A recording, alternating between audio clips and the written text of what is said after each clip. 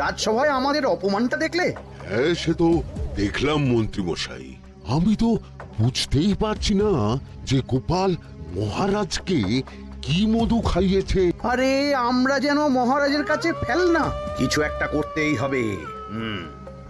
আমার মাথাটা গরম হয়ে যাচ্ছে। গোপালের মতন রাজসভার ময়লাকে যতক্ষণ না ফেলা যাচ্ছে ততক্ষণ আমার মাথা জ্বলন্ত কয়লা হয়েই জ্বলবে। পণ্ডিত মশাইয়ের মাথায় একটা বুদ্ধি আছে মন্ত্রী মশাই। আপনি যদি সেই অনুযায়ী উঁচির কাজ করেন তাহলে বেটা গোপালের কপালে দুর্গতির সীমা থাকবে না। এই কি বুদ্ধি, কি বুদ্ধি? আপনি বরং এই ব্যাপারে পণ্ডিত মশাইয়ের সাথে একবার আলোচনা করে নিন। আমি চলি, কেমন? আমি চলি। হ্যাঁ হ্যাঁ, এসো এসো এসো এসো।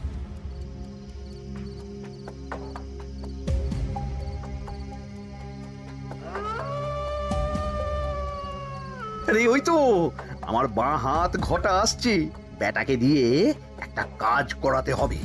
এ কি মন্ত্রী মশাই, আপনি এখানে দাঁড়িয়ে কি করছেন? এই একটা গুরুত্বপূর্ণ ব্যাপারে কথা বলছিলাম। একটা একটা কাজ করতে পারবি? কি কাজ করতে হবে বলুন মন্ত্রী মশাই।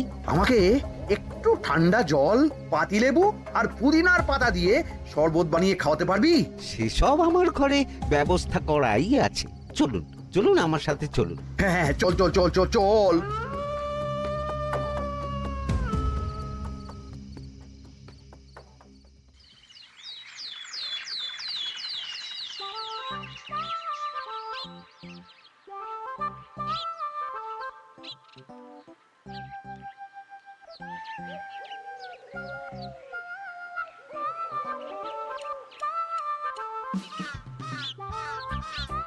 কি ব্যাপার পণ্ডিত, এত গুম মেরে আছো কেন?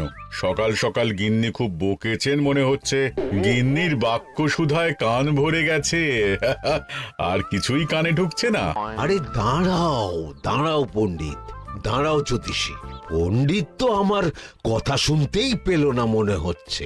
তুমি তো দূর থেকে বলেছ, আমি তো বলেছি পাশ থেকে, তাতেও শুনতে পাইনি। কানের পোকা হলো নাকি? কি গো পণ্ডিত, ব্যাপার কি? কেমন বুঝছো? এ তো ভয়ানক কর্ণকোষ্ঠবদ্ধতার লক্ষণ। তুমি কচু বুঝেছো? আমার হয়েছে কর্ণগোপাল, তোমাদেরও হতো, কিন্তু তোমাদের দোকান কাটা বলে হয়নি। তুমি আমাদের অপমান করছো। তোমাদের অপমান বোধ থাকলে কোনো শব্দই কানে ঢুকতো না, শুধু একটাই শব্দ কানে বাজতো, গোপাল গোপাল গোপাল। এবারে রাজসভায় কিভাবে হেনস্থা হতে হলো মনে নেই?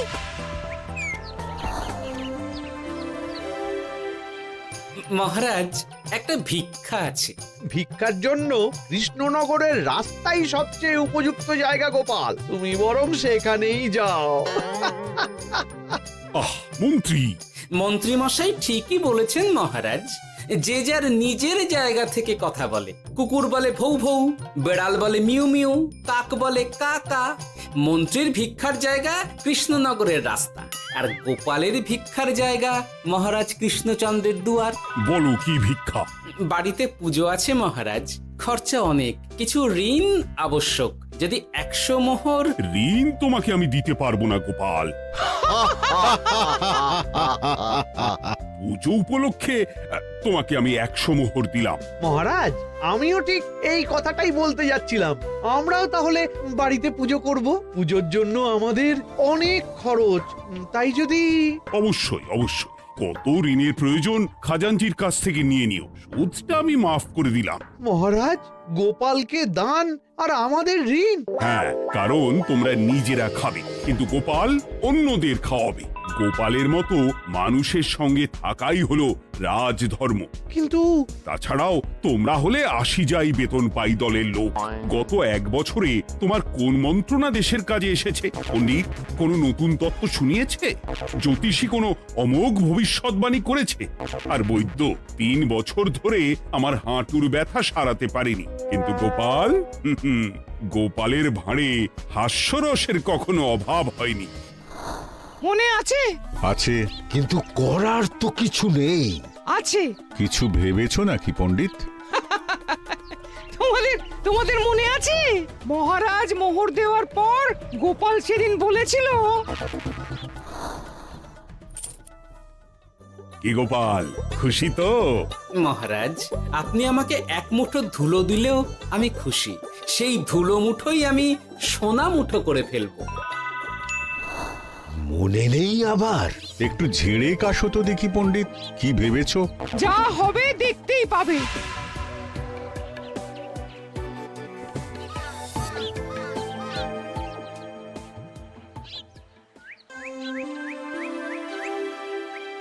মহারাজের জয় হোক, মহারাজের জয় হোক। ওরে বাবা, এই যে সকাল সকাল চান করে ঠান্ডা লেগে গেল মনে হচ্ছে। মহারাজ, ওই কবি গান উপলক্ষে গত মাসটা আমি কৃষ্ণনগরের কোণে কোণে ঘুরে বেরিয়েছি। প্রজাদের মধ্যে একটা অসন্তোষ আমি লক্ষ্য করেছি মহারাজ। অসন্তোষ? আমি তো জানতাম আমার শাসনে প্রজারা সুখে আছে। সুখে তারা ভাসছে মহারাজ, কিন্তু একটাই অসুখ, তারা মহারাজের দর্শন পায় না। তারা মহারাজের পদধূলির জন্য আকুল হয়ে আছে, মহারাজের দর্শন পাওয়ার জন্য চাতকের মতো অপেক্ষা করছে। চিত্রকরকে দিয়ে চিত্র অঙ্কন করিয়ে বিলি করে দিলেই হলো।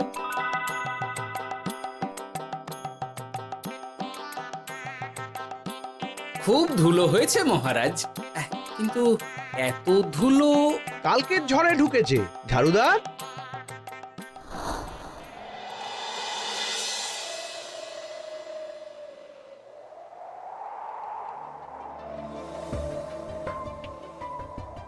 এই সুযোগ, রাজসভা ফাঁকা, এমন ঝড় যে পেয়াদারাও বাইরে নেই। কাজটা সেরে ফেল, বুঝলি?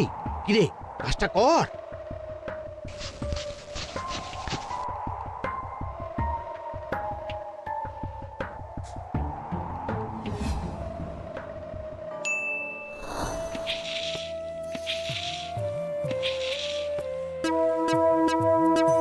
এত ধুলো! উফ, মহারাজ কাল ঝড়টা বড় সাংঘাতিক হয়েছিল। তা বটে। আচ্ছা গোপাল, তুমি বলেছিলে মহারাজ তোমাকে এক মুঠো ধুলো দিলেও সেটা সোনা হয়ে যাবে। এখনো সেই কথাই বলছি। মন থেকে বলেছিলে না মহারাজকে তেল দেবার জন্য? তেল দেওয়ার দায়িত্বটা তো আপনি নিজের কাঁধেই নিয়ে ফেলেছেন। আমি যা বলি সত্যি বলি। আজ যদি এই 4 ঝুড়ি ধুলো মহারাজ তোমাকে উপহার দেন, তখনও একই কথা বলবে? নিশ্চয়ই। মহারাজ, গোপালকে এই 4 ঝুড়ি ধুলো দেওয়ার হুকুম হোক। কি গোপাল, আমি তোমাকে যদি এই ধুলো ঝুড়িগুলো দিই, তা থেকে সোনা আসবে নাকি?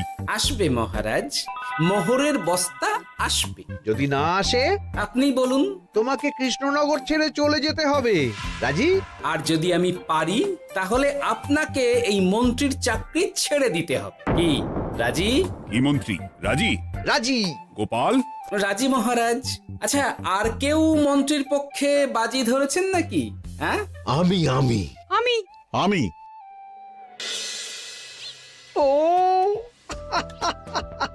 গোপাল এবার যে মরণ কুয়োতে ঝাঁপিয়েছে, সেখান থেকে আর উঠে আসতে পারবে না।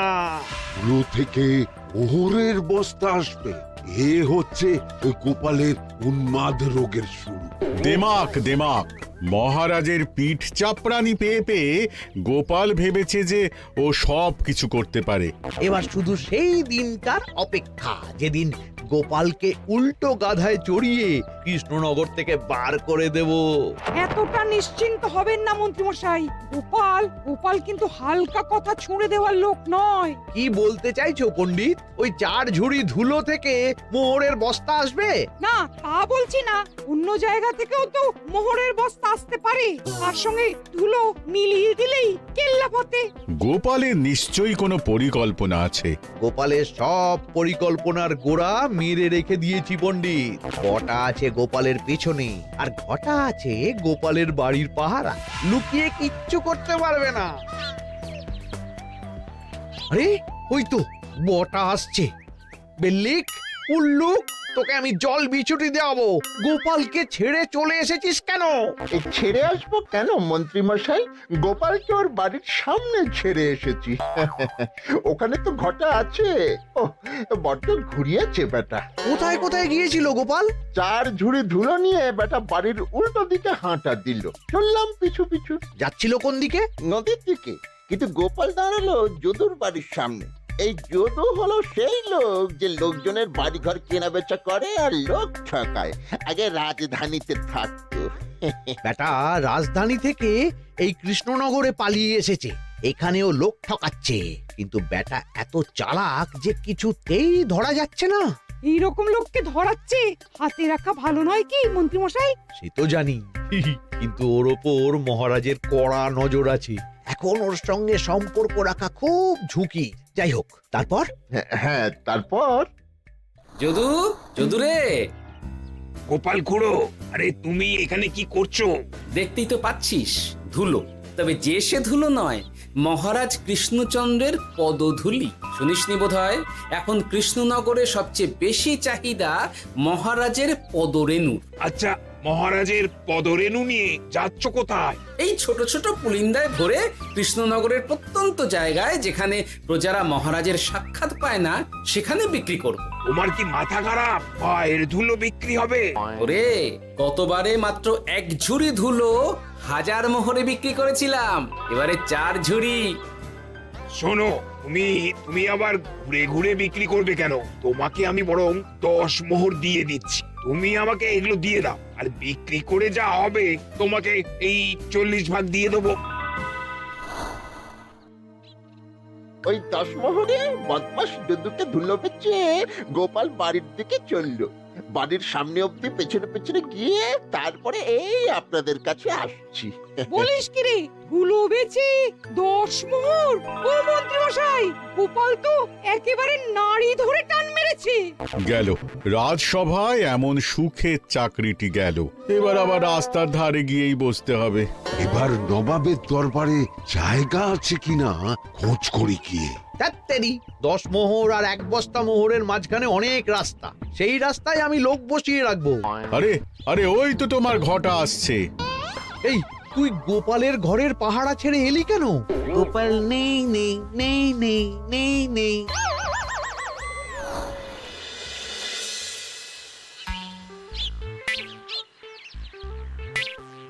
আরে, ভয় পেলি নাকি? না না না না না, ভয় পাবো কেন? শোন, তোকে পেয়ে আমার খুব ভালো হলো বুঝলি। তোকে আমার একটা কাজ করতে হবে। বলো বলো। আসলে বুঝলি, আমার না গিন্নিকে নিয়ে তার বাপের বাড়ি যাওয়ার কথা ছিল, কিন্তু হঠাৎ বিশেষ কাজে আমাকে খামবাজে চলে যেতে হচ্ছে। এখন আমি গিয়ে গিন্নিকে বললে বুঝতেই পারছিস কুরুক্ষেত্র হয়ে যাবে একেবারে। তাই আমি কাউকে খুঁজছিলাম যে আমার বাইরে যাওয়ার খবরটা আমার গিন্নিকে গিয়ে দেবে। তুই পারবি বাবা ঘটা? ওরে বাবা, আরে আরে আরে, ভয় পাস না, তোকে গিয়ে মুখে কিছু বলতে হবে না। এই নে, এই চিঠিটা আমার বউকে দিবি।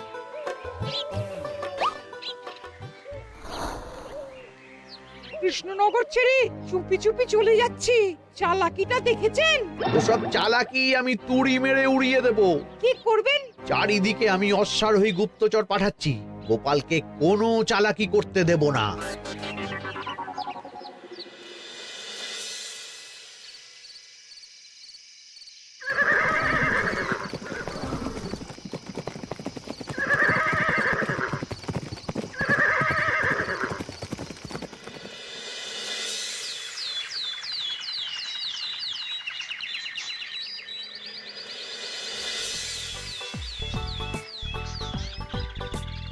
অং বং পিং পং। হ্যাঁ, ওরে বাপ রে, এ আবার কি বলে? মানে বুঝিতে পারিলে না? অং বং পিং পং অর্থাৎ আইসো আমার নিকট বিদেশি জাদু শরবত আছে। ইহাতে তৃষ্ণা নিবারিত হয়, শক্তি বৃদ্ধি হয়, ঘুম ভালো হয়, সম্পর্কের উন্নতি হয়, জামা কাপড় ফর্সা হয়, তু শব্দ না করে সকাল সকাল কষ্ট পরিষ্কার হয়। মূল্য মাত্র 1 মোহর। বোঝো, ওইটুকু অং বঙ্গের মধ্যে এত কিছু? ঠিক আছে, তা দাও দেখি। আপাতত টেস্টটা তো মিটু, বাকিগুলো পরে বোঝা যাবে।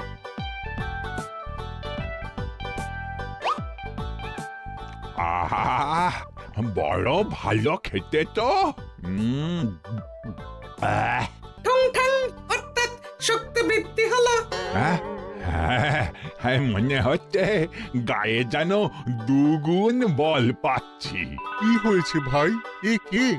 এ ভিন দেশ থেকে জাদু শরবত নিয়ে এসেছে গো। জাদু শরবত ভিন দেশ? একেবারে, হ্যাঁ, একেবারে বহু ভুজা শরবত। খেলে তেষ্টা যাবে, গায়ে জোর হবে, ঘুম হবে, সম্পর্ক ভালো হবে, জামা কাপড় ফর্সা হবে, সকালে হ্রাস করে পেটও পরিষ্কার হবে। সে কি? দাও গো ভাই, আমাকেও দাও। গুড় জল, সঙ্গে একটু ভাজা মশলা, আমচুর আর বিট নুন, শুদ্ধ দেশি জিনিস। জানলে কেউ ছুঁয়েও দেখতো না, কিন্তু একটু বিদেশি গন্ধ দিতেই একেবারে হট্ট মেলা। আরে তোমরাও এসেছো দেখছি। সং সং শঙ্কা, লং লং লঙ্কা। মানে অর্থাৎ এই শরবত খেলে আর শঙ্কা নাই, বুদ্ধি লঙ্কার মতন ঝাল হয়ে যাবে। তারপর ডং ডং ডঙ্কা, টং টং টঙ্কা, ফাইন ফাইন, অর্থাৎ টাকা আসবে আমার কাছে।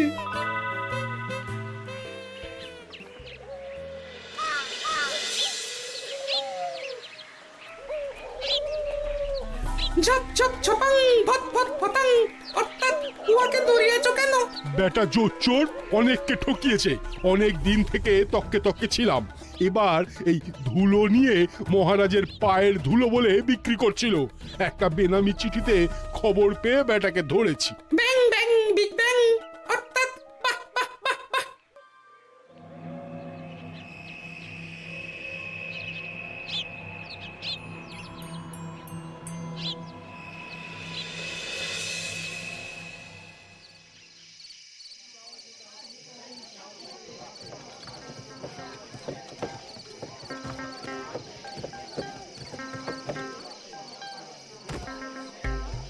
ঝন্টু মন্টু ননাংফু।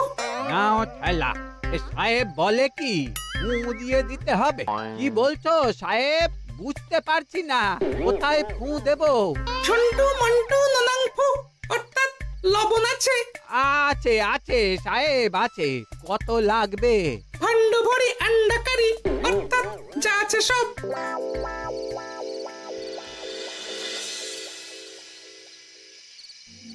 ব্যাস, মোটামুটি আশেপাশে সব দোকানের নুন এখন আমার জিম্মায়। এবার আসল মজা শুরু হবে।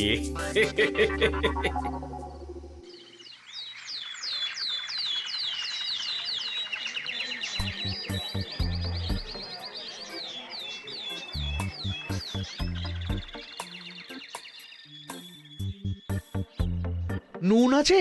না হুজুর, গোটা কৃষ্ণনগরেই নুন নেই। ওই দেখো, পুরো রাজসভাই বাজারে জড়ো হয়েছে। সন্টামনা, সন্টু মন্টু, আবার কি বলছে রে বাবা? সন্টামনা, সন্টু মন্টু, অর্থাৎ জনগণ শ্রবণ করুন। নান্টু কান্টু, নুন কিনিবেন, আন্টু আন্টু, আসুন আসুন। আমার আমার এক সের নুন লাগবে। সন্টু, অবশ্যই 100 লবণ 10 মোহর।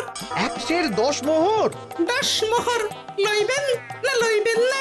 না, নেব না। উত্তম উত্তম, গান্ডা পিণ্ডে ঢিসুম ঢিসুম, অর্থাৎ তাহা হইলে নুনের বদলে গৃহিণীর প্রহার ভক্ষণ করুন। আমাকে একটা নুন দিন। আমাকেও আমাকেও। নুন ছাড়া বাড়ি ফিরলে গিন্নি ঘর ছাড়া করবে আমাকে। শুনলাম কৃষ্ণনগর থেকে নুন উধাও। আছে মহারাজ, আছে। কৃষ্ণনগরের সব লবণ আমার নিকটে আছে। 110 মোহর। এত দাম? দাম তো হবেই মহারাজ। লবণ ছাড়া রান্না কেমন হবে ভাবিয়া দেখুন।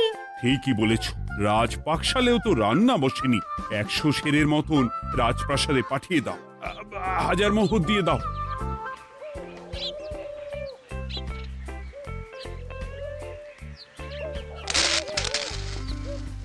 ব্যাস, 1 বস্তা মোহর হয়ে গেছে। গোপাল? হ্যাঁ মহারাজ, গোপাল, যে 4 ঝুড়ি ধুলো থেকে 1 বস্তা মোহর রোজগার করেছি। ইয়া বাত! চলো রাজসভায়, পুরো গল্পটা শুনতে হবে। সকলেই এসো তাহলে রাজসভায়। কিন্তু মহারাজ, যারা বাজি হারলো তাদের তো চাকরি গেছে, তো তারা রাজসভায় যাবে কি করে? ঠিক ঠিক ঠিক বলেছ। আর যারা বাজি হারলো তারা বাদ, বাকিরা চলো। এই সেরেছে, গোপাল তো আবার বাজি মেরে দিল। ও মহারাজ, আমাদের দেখুন। ও মহারাজ, আমাদের দেখুন। ও মহারাজ।